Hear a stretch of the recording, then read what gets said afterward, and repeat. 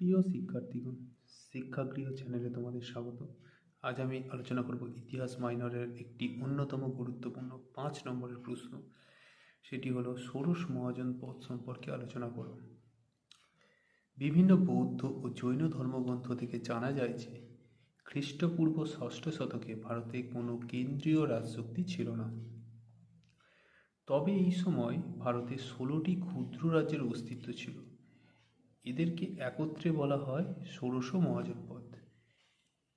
এই মহাজনপদগুলি বিস্তৃত ছিল কাবুল থেকে দাক্ষিণাত্যে গোদাবরী নদী পর্যন্ত। ষোড়শ মহাজনপদগুলি হল কাশী, কোশল, অঙ্গ, মগধ, ব্রিজি, মল্ল বা মালব, চেদি, বৎস বা বংশ, কুরু, পাঞ্চাল, মৎস্য, সুরসেন, অস্মক, অবন্তী, গান্ধার, কম্বোজ। বিরোধ ও মগধের উত্থান।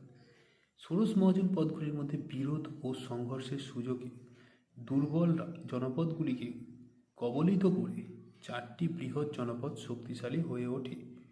এগুলি হল মগধ, কোশল, অবন্তী, বৎস। এগুলির শাসক ছিলেন যথাক্রমে বিম্বিসার, প্রসেনজিৎ, প্রদ্যোৎ এবং উদয়ন।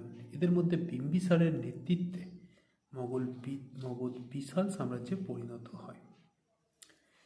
তো ষোড়শ মহাজন পদ সম্পর্কে বলে রাখি যে ষোড়শ মহাজন পদটি কি। ষোড়শ মহাজন পদ হচ্ছে যে খ্রিস্টপূর্ব 6ষ্ঠ শতকে দেখা যায় যে ভারতে কোনো কেন্দ্রীয় একটা রাজশক্তি ছিল না, যার ফলে দেখা যায় অনেক আঞ্চলিক রাজশক্তির উত্থান ঘটে।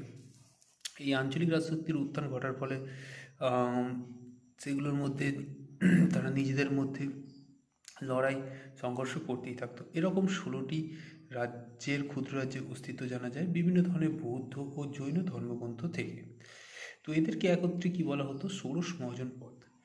তো এই মহাজন পদগুলি কোথা থেকে কোথা পর্যন্ত ছিল? কাবুল থেকে দাক্ষিণাত্যে গোদাবরী নদী পর্যন্ত বিস্তৃত ছিল।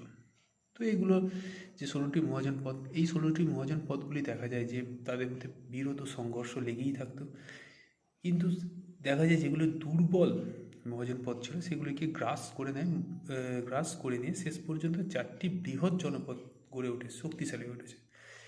তো এরা কারা কারা ছিলেন? মগধ, কোশল, অবন্তী, বৎস। এদের মধ্যে মগধ ছিল শক্তিশালী। তোমরা এর পূর্ববর্তী ভিডিওতে দেখিয়ে আমি আপলোড করে দিয়েছি সেই প্রশ্নটা, সেটা হচ্ছে তোমরা একটু দেখে নিতে পারো যে মগধদের উত্থানে যে সাফল্যের কারণগুলি কী ছিল।